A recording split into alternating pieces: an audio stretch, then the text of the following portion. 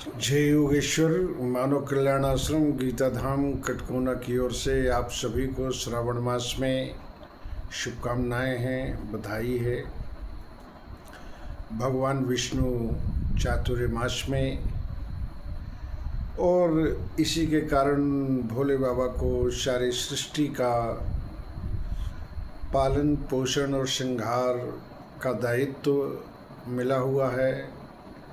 और हम लोगों की जो परंपरा है, जो सनातन संस्कृति है, जो हमारे पूर्वजों ने किया है कि श्रावण मास में हम आशुतोष भगवान शिव की आराधना करते हैं। और इस आराधना में हमारी श्रद्धा जो होती है वह परंपरागत होती है।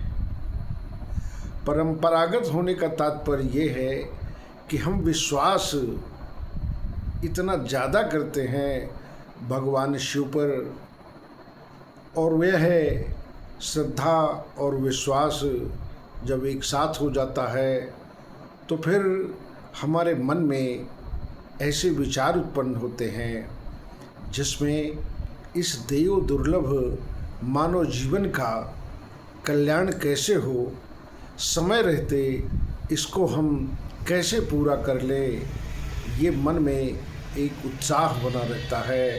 और जब श्रद्धा और विश्वास के साथ उत्साह होता है तो कर्म में किसी प्रकार का एक बोझिल सा महसूस मन में नहीं होता है। स्वाभाविक है कि हम इस संसार में आकर इस सृष्टि रचना में एक ऐसी स्थिति में अपने आप को पाते हैं कि कहीं ना कहीं ये सृष्टि जिससे बनी है और जिससे हम भी उसमें समाहित हैं उसे हम प्रकृति कहते हैं।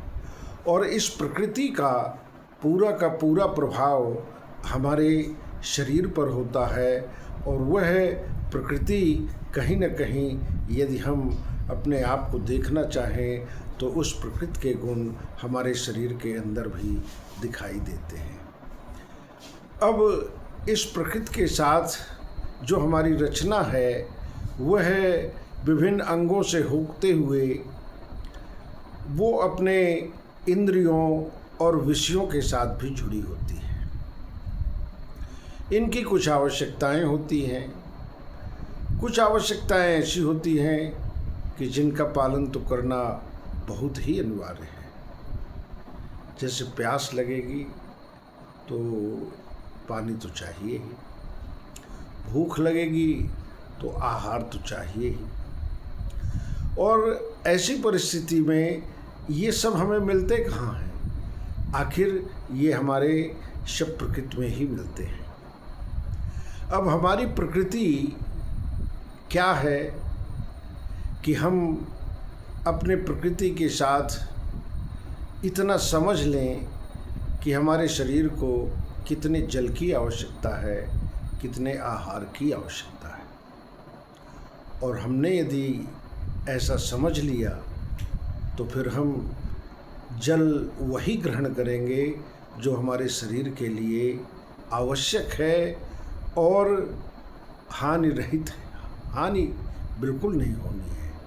ऐसे जल का हम उपयोग करेंगे, ऐसे आहार की व्यवस्था हम करेंगे जिस आहार से हम अपने श्रद्धा और विश्वास के उस उत्साह को वहाँ तक ले जाएंगे जहाँ के लिए ये शरीर हमें मिला हुआ है।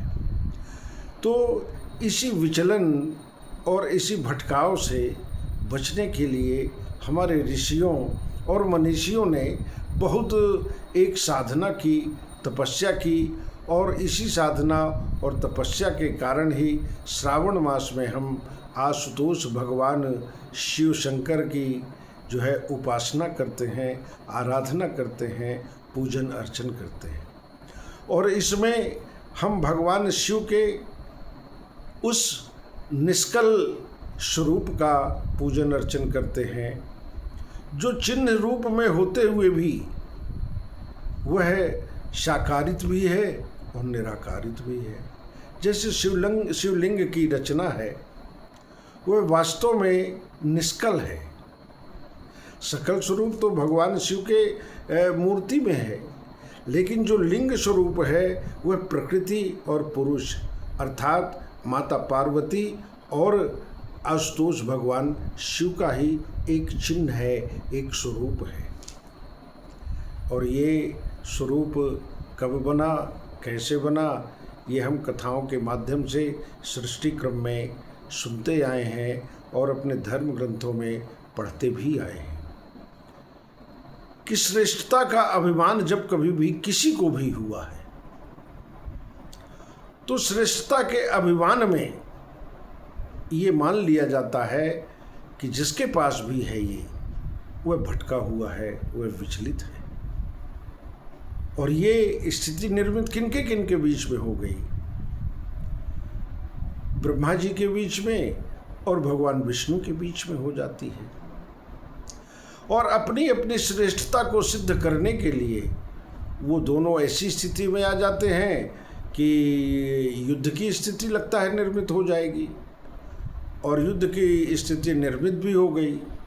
अब उसमें से उस श्रेष्ठता को सिद्ध करने के लिए युद्ध में न तो कोई जीत रहा है और न कोई पराजित हो रहा है, लेकिन जो ये द्वंद्व है ये इतना अद्भुत हो गया कि लगा कि सृष्टि का जो ये क्रम है कहीं बाधित न हो जाए। इतना भयंकर इस सृष्टि में उत्पात और उपद्रव की स्थिति निर्मित होने लगी। ऐसे समय में भगवान आशुतोष स्वयं एक ऐसे अग्निस्वरूप स्तंभ का रूप धारण किया और दोनों के बीच में जाकर के वो इतने बड़े अग्नि स्तंभ को स्थापित कर दिया कि वो दोनों अब एक दूसरे से युद्ध तो नहीं कर सकते, लेकिन इस रचना को, इस स्वरूप को देखकर चमत्कृत अवश्य हो गए और उन्हें अपने श्रेष्ठता का जो अभिमान था वह अभिमान एक ऐसी स्थिति में आ गया कि अब हम दोनों श्रेष्ठ हैं कि नहीं, पर अब हम दोनों मिलके इस स्वरूप का, इस आकार का, इस भयंकर अग्नि स्वरूप का अब हम दोनों मिलके पता लगाएं। पता लगाने के लिए सहमत हो जाते हैं। एक उस स्तंभ की गहराई को मापना चाहता है और एक उस स्तंभ की ऊंचाई को मापना चाहता है। दोनों में सहमति हो गई। अब देखिए यहाँ पर श्रेष्ठता का अभिमान